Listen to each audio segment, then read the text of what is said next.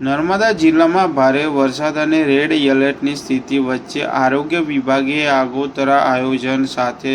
Operation safe delivery અભિયાન હાથ ધરીને સરાહનીય કામગીરી કરી છે. વરસાદથી અસરગ્રસ્ત બની શકે તેવા વિસ્તારોમાં આરોગ્ય ટીમોએ સર્વે કરી 15 ઓગસ્ટ પહેલાં સંભવિત પ્રવૃત્તિ ધરાવતી 142 સગર્ભા મહિલાઓની ઓળખ કરી હતી, જેમાંથી 101 સગર્ભા મહિલાને સુરક્ષિત રીતે આરોગ્ય કેન્દ્રમાં ખસેડવામાં આવી હતી. આ યોજનાના પરિણામે અત્યાર સુધીમાં 25 મહિલાઓની સફળ પ્રસૂતિ કરવામાં આવી છે